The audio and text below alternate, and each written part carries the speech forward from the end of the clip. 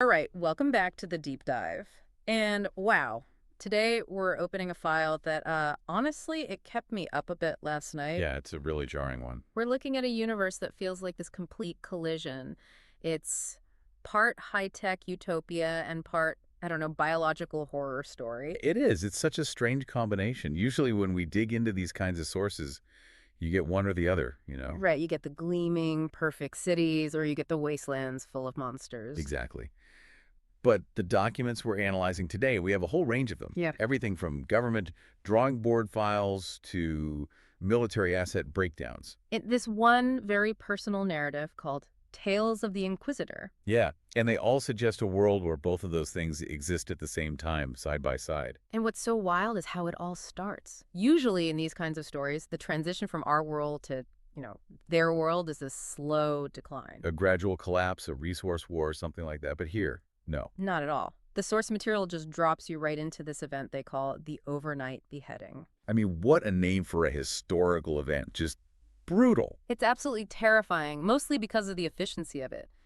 The texts describe a single night where thousands of government leaders, We're talking presidents, prime ministers, the whole top tier of the global command structure. they didn't just lose power, they vanished. Or, well, they were killed. It's left a little vague, which is almost scarier. It is, and it creates this massive, instantaneous power vacuum. Yeah, the sources mention these strange humanoid beings as being behind it, but it's almost treated like folklore, like a memory nobody's sure is real. But the result isn't vague at all. You have global chaos, total panic, and then stepping right into that void to restore order. Here comes the Silent Blade Empire, TSBE. It's the ultimate strongman pitch, isn't it? The world is on fire, but don't worry, we have the only hose. And the entity holding that hose is this figure known only as the custodian. Okay, we have to pause and talk about the visual of this guy, because the description in that TSBE drawing board document is it's pure nightmare fuel. It's so specific and so unsettling. He's described as a completely dark humanoid. So not a skin tone, just a void, a person-shaped hole in reality. Exactly. And no facial features at all, except for two things. Glowing green eyes and a smile that the text explicitly compares to a jack-o'-lantern. That's the part that really got me. Me too. A jack-o'-lantern smile. It implies that it's carved, right? That it's fixed, it's permanent. Imagine a ruler who is physically incapable of frowning or showing any empathy or anger. Just this permanent glowing amusement while he's reshaping the entire world. It's a psychological weapon. Absolutely. Yeah. If your leader's expression never, ever changes, you can never read him, you never know if you're doing well or if you're, seconds from being disintegrated. And he's not just a figurehead. The lore is very, very clear that he has a symbiotic relationship with this bright green magical element. And this is where the hard sci-fi just takes a sharp right turn straight into fantasy physics. It really does. The source notes say this green element can shift between 5 states of matter instantaneously. Right, and let's just unpack what that actually means for a second. We all know the standard four, right? Solid, liquid, gas, plasma. So the fifth is probably something like a Bose-Einstein condensate, some kind of quantum state where matter itself starts acting like a wave. That's the theory. So, practically speaking, you try to shoot the custodian. And the element just shifts to gas or plasma. The bullet passes right through him. Harmless. But if he wants to strike you, it instantly becomes a solid, harder than any diamond we could imagine. Yeah. And because it's symbiotic, He doesn't have to think about it. It's a reflex. it just reacts to his will. Yeah. He's basically walking around with a sentient shield that completely ignores the laws of physics as we know them. Well, that would explain how the TSBE managed to take control of 90% of the Earth's landmass. You can't fight that. You can't. But here's the kicker, and this is the utopia part of the whole equation. Life under this jack-o'-lantern god king, it actually looks kind of great. On paper, yeah. It looks amazing. The stats they provide are just staggering. We're looking at a global population of 12 billion people. And the TSBE has, for all intents and purposes, eliminated what you could call the big three of human suffering. Starvation, unemployment, and homelessness. Gone. Just solved. And they've cracked the code on health, too. The average lifespan is 109 years old. That's incredible. The documents say they've dominated the medical industry to the point where dangerous health issues are treated like we would treat a common cold. It's the ultimate golden cage argument. The quality of life objectively speaking, is higher than it's ever been. And they've even engineered the environment. They use these things called global filters. Yeah, giant box-shaped machines. I just picture these massive humming monoliths sitting in the center of every major city. That's pretty much how they're described. Yeah. And they actively reverse the effects of fossil fuels. They scrub the atmosphere clean. The documents even mention these sprawling underground cities that have their own artificial weather, their own day-night cycles. So you have 12 billion people living in a perfectly clean, perfectly healthy, climate-controlled world. But there's always a but. There is always a but. Yeah. You don't get 90% global control without cracking a few eggs. Or in this case, a few skulls. A few thousand skulls, maybe. The documents break down the public sentiment pretty clearly. 72% of the population actively supports the TSBE. And why wouldn't they? Life is better, it's safer, they get to live to be 109. Then you have 8% who are unaffiliated, which sounds like people who are just trying to keep their heads down and not get involved. The passive resistance. But then you have the 20%, the openly hostile. And we need to realize how massive that number is. 20% of 12 billion people. That's 2.4 billion people. That is not a small resistance movement. That's a global war hiding in plain sight. They're called the Factions of Freedom, or TFF. And it's a very messy coalition. It's not one unified group. You've got everything from unorganized rioters to massive criminal syndicates who just want pure anarchy. And then you have the remnants of the old united government trying to get back in power. And then there's the group that feels like it just wandered in from a completely different story, the cult. The cult is fascinating to me because they represent this total unknown variable. The source says they worship some kind of intelligent creature and use unknown magic. So it's not the same as the custodian's power. It seems to be something else entirely. The empire relies on its technology and this very specific green element. But the cult, they're tapping into something different. It suggests the custodian isn't the only supernatural player on the board. So you've got this incredible pressure cooker, billions of happy, compliant citizens, billions of angry rebels, and this government that has to keep the lid on tight. Which brings us to the Iron Fist, the TSBE military. They call it a warrior culture. Yeah, the source really emphasizes this idea that the military is viewed as one cold family. Which is such a perfect oxymoron, isn't it? A cold family. It is. It implies loyalty, but without any warmth. It's all about duty, but without any love. A machine made of people. Precisely. And the structure is incredibly rigid. They use a tier system. It's not Army, Navy, Air Force like we think of. It's tiers 1 through 5, and it's all based on capability. Let's run through these quickly because it really sets the stage for the main character we're going to be talking about. So tier 1, that's the bulk force. That's your grunt force. Yeah. About 1 billion active members. Think of it like the 2026 U.S. Army, but with far superior technology. They are the peacekeeping force, the big wall of bodies. Okay. Then tier 2 is the Sentinel Corps. Right. They're more about civil protection and disaster relief. They're the ones you see on the ground after a flood or a fire. The friendly face of the military. Then we get to tier 3, and this is where it starts to feel really sci-fi. The Rainstorm Division. Oh, yeah. These are the aerial combat experts. But we aren't just talking about pilots and jets. The text describes soldiers literally flying, individual units zipping through the air faster than a helicopter. And supporting these massive city-sized airships, it's total unquestioned air superiority. But the real focus of our deep dive today is on tier 4, the Inquisition. This is where things get dark. The Inquisition is the secret police, the black ink operations, the cleaners. Tier 4 operatives, the source says, can operate completely independently, no support needed. They handle the threats that are either too dangerous or, frankly, too strange for the regular military to even know about. And then above them, just for context, you have tier 5. The absolute elite, the Royal Guardians. And then there are 2 other classified assets. And these are the ones who can actually manipulate the custodian's green sorcery themselves. They're essentially demigods walking the earth.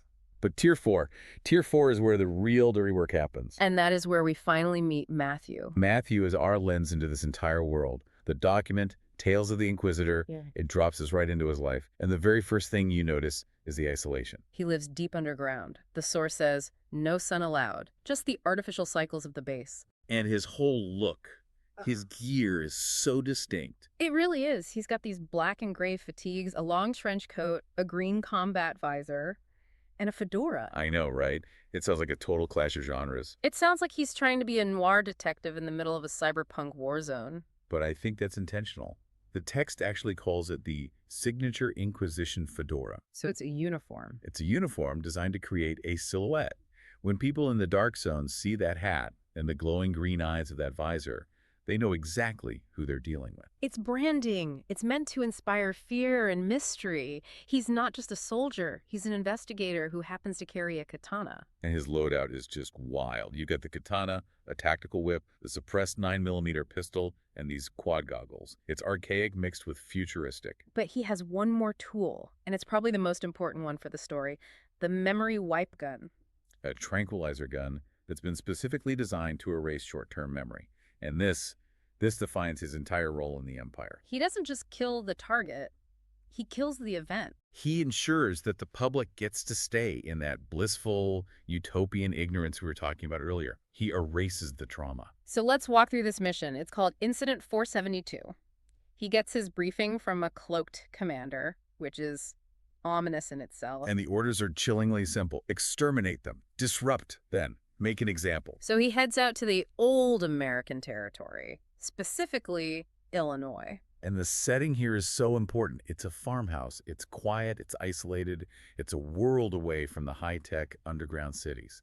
This is the fringe of the Empire. And he's hunting something called a mimic. Now, the description of this creature, the source material really wants us to be grossed out here. It is a biological abomination. It's got 4 legs. It's hunched over. But it's the details that get you. It has extra arms that are just grafted onto its chest and its back. Pale, slimy white face with empty eye sockets, and a mouth that's described as a mix between an octopus and a shark. Yeah, and its skin is like a black void. It's a mess of wrong parts. And its primary weapon is that it mimics voices. That's the real uncanny valley horror of it.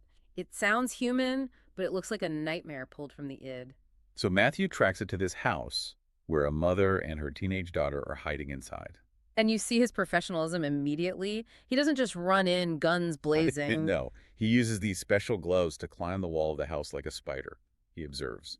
He waits for the perfect moment to strike. And that moment comes when the monster mimics a mother's voice, trying to lure the daughter out of hiding. That's when Matthew breaches. He crashes through the window. And the fight. The source describes it as being brutally clinical. It has to be. He's a Tier 4 asset.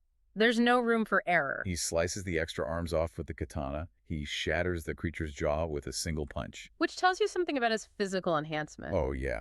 And then he just executes it with the 9mm. It's efficient, it's brutal, it's over in seconds.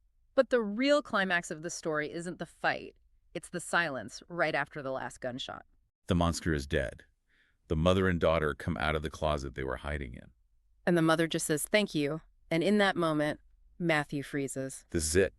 This is the moment where everything changes for him. He recognizes her. It's his wife. And the teenager is the daughter he never met. She was born right after he joined the National Guard, just before the world fell apart. Now, hang on. We need to pause right here. Because Inquisitors go through this intense conditioning. Their memories are supposed to be wiped clean. That's the entire point of the program. He should look at them and see 2 civilians, 2 liabilities to be processed. That's it. But he doesn't. The source is very clear. It says he remembers her face, he remembers her voice. The glitch in his programming is love. And this is where the story just becomes an absolute tragedy. He's standing there covered in monster guts, looking at his family for the first time in years. And he knows the rules. He knows the protocol. If he reveals who he is, if they know an Inquisitor is their husband and father, they're in incredible danger. And if they remember the monster, if they remember this night, they're traumatized for life. The dialogue is so sparse, but it's just so heavy. He says to them, "I love both of you, and I will return someday, I promise." And they have no idea who he is. He can't explain. He can't hug them. He has to follow the protocol. He raises the tranquilizer gun. He shoots them. He tranquilizes his own family. Wiping their memory of the rescue, wiping their memory of the monster, wiping their memory of him. I mean, can you imagine the level of sacrifice there? Yeah. To save them, he has to literally delete himself from their lives. He has to kill the memory of the father to protect the reality of the daughter. It's heartbreaking. But he does leave something behind. He doesn't just walk away. Right. He leaves a specific candy with a bright red poppy on it for his wife. And for his daughter, he leaves a brindle Dutch Shepherd plushie. And that detail, The specific breed of the dog plushie, that is so vital. It proves this isn't some generic act of kindness. It's a specific recovered memory. He knows that's what they love. It's a message in a bottle. It says, someone was here who knows you and loves you, even if they can never, ever remember who it was. And the narrative note at the end of the chapter is just devastating. It says that as he walks away, he felt like he was the real monster, not the mimic. Because he stole their agency. He stole their truth. And that's a perfect microcosm for the entire Silent Blade Empire, isn't it? We will keep you safe, but you are not allowed to know the cost. Exactly. Which leads us to the big question. Why? Why did he remember when he wasn't supposed to? The source material gives us a flashback to his induction into the Inquisition, and I think this is where the theories part of our deep dive really kicks into high gear. Right. This is what the files call the theory of the spark. We see a flashback of a much younger Matthew strapped into a chair in a dark room for the memory wipe procedure. And the text points out this one key detail, a small green fire spark that appears on his headset, but it goes unnoticed by the scientists running the procedure. Green. The color of the custodian, the color of the symbiotic magic. So was this just a malfunction, a technical glitch? I don't think so. It feels too specific, too convenient to be an accident. Right. The source material even asks the question outright. Were they testing it? What if the custodian's magic, this green element, is sentient? What if it chose to spare Matthew's memories for some reason? Or maybe the organic magic just interfered with the inorganic tech of the memory wipe. Either way, that little green spark suggests that Matthew is connected to the core power of the Empire in a way that your average soldier just isn't. And we see that connection start to manifest physically, too. The story jumps forward 2 weeks after the farmhouse incident. He's on another mission, a raid on a TFF criminal syndicate base in one of the dark zones. And this is where the noir detective persona completely drops, and he becomes a horror movie slasher. But for the good guys. The lights in the base go out, and Matthew starts to move with what the text calls terrifying speed. He launches himself at a gunman before the guy can even fire 3 shots from his rifle. He snaps another man's neck a full 180 degrees instantly. He smashes a criminal's head against a concrete wall with one hand, effortlessly. This isn't just good training. This is superhuman. This is enhancement. Exactly. And the expert notes in the file start to speculate. Is Matthew beginning to touch upon Tier 5 capabilities? The demigod level. Remember, Tier 5 assets are gifted the ability to manipulate the custodian's sorcery. So if Matthew is suddenly getting faster, stronger, and retaining his memories when he shouldn't be, he might be evolving. So is he a sleeper agent for the custodian? Or maybe an accidental successor? Or just a glitch in the system that's becoming something new. It's terrifying to think that his very resistance to the brainwashing might be linked to the same magic that enforces it on everyone else. It makes him this incredible paradox. Is he a rebel, or is he actually the ultimate weapon just coming online? And what does that mean for the world outside the safety of those underground cities? In that same raid, Matthew and his partner find something else. They rescue 7 women who had been held captive by the syndicate. And this part is just grim, but it's so necessary to understand the stakes of this world. One of the women tells them she's been held there for 3 years. 3 years! In a cage, in some dark room. This is what exists in the dark zones, outside the protection of the TSBE. In a really twisted way, it justifies the Empire's existence. Look at the chaos and horror out there. You need us to protect you from that. But then you look at the Inquisitor's solution to this horror. They don't offer therapy. They don't immediately try to reunite them with their families. They tranquilize them. They wipe the memories of the last 3 years of torture. There's a line Matthew's partner says, "Those old-timer BBs will be here to handle the rest." BDs most likely refers to the lower tiers, the basic battalions, Tier 1. The Inquisitors just come in and sanitize the trauma. They erase the problem. It's brutally efficient, but it's so cold. And on the drive back to base, we get this incredible, quiet, philosophical dialogue. Matthew asks his partner, "What would you do if you got to see your family?" And his partner's response is the perfect foil to everything Matthew is going through. He just says, I don't have a family. We are outcasts in that family. He means the military is his only family now. He means they are tools. They stand apart from the society they protect. He has completely accepted his role as a living weapon. He doesn't want to remember a life before this because it's painful. But Matthew keeps pushing it. He asks this haunting question. Do you even remember if we had a choice for this life? And the silence that follows that question is just deafening. The partner doesn't answer. He doesn't answer. Yeah. And that question, did we have a choice? Mm. That is the seed of revolution. Matthew was remembering that he didn't have a choice. His partner can't or won't. Matthew is waking up in a world full of sleepwalkers. So where does this leave us? We've looked at the empire, the monster, the man, and the magic. Let's try to synthesize some of these theories. I think the biggest unanswered question for me is the nature of the enemy itself, that mimic. Yeah, it was a biological mess, those grafted arms. That doesn't feel natural. Right. Is that some kind of horrific natural evolution that happens in the dark zones? Or is that creature engineered? By who? Well, we know the cult uses unknown magic and worships some kind of intelligent creature. Are they creating these mimics as a form of biological warfare to destabilize the empire? That's a terrifying thought. Or, and here's a much darker theory, Yeah. what if the empire allows these things to exist? What if they even create them? To keep people scared, to No. maintain control. Exactly. If you wipe out all the monsters, do people still need a custodian with a permanent jack-o'-lantern smile to protect them? Maybe not. The existence of the horror justifies the existence of the tyranny. And Matthew is the glitch in that perfect, horrible system. He Yeah. kills the monster, but he also remembers the humanity he's supposed to be protecting. That makes him the most dangerous thing in the world to the empire. The source notes that 20% of the population is already openly hostile. That's 2.4 billion people. Imagine if the empire's most loyal tools, the Tier 4 Inquisitors, start remembering who they were. Start asking, did we have a choice? The whole structure is more fragile than it looks. So the green spark theory suggests the custodian might be involved in Matthew's condition.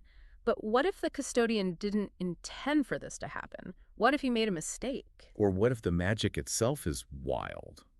We call it symbiotic with the custodian, but maybe it has its own agenda. If it chose to spare Matthew's memory, maybe the magic wants a host who still has a soul. The custodian is a void, an empty vessel of power. But Matthew is a man in agony. He's full of love and loss and rage. Maybe the magic prefers that. Maybe it's drawn to that. That's a fascinating idea, the magic itself seeking a more human vessel. It would explain the physical upgrades. He's becoming more powerful. At the same time, he's becoming more conflicted. The two things are linked. So what we have is this picture of a world that is technologically advanced, magically powered, and socially engineered to a state of near perfection. Except for the cracks. And the cracks are where the memory leaks through. And memory is the one thing the Empire can't seem to fully control. They can wipe it, but they can't stop it from forming in the first place. They can't stop a father from loving his daughter, even if he hasn't seen her in years, and she has no idea who he is. The plushie proves that. The poppy on the candy proves that. They're such small acts of rebellion. In a world of global filters and green sorcery and flying soldiers, a little stuffed dog is the most powerful and dangerous object in the room. I want to leave our listeners with the final thought from the source notes because it feels like the key to everything. It says, any loss of loyalty could snowball. It's the cascade effect. One inquisitor remembers. He says something to his partner. That partner starts to wonder. Suddenly that cold family starts to get a little bit warmer. And a warm family asks questions. A warm family protects its own. If an inquisitor like Matthew, the Empire's most loyal and effective tool, is starting to remember and question his reality, what does that signal for the future of the custodian's reign? It signals that you might be able to wipe a mind, but maybe you can't wipe a soul. And if that little green spark finds its way to others, the silent blade might not stay silent for much longer.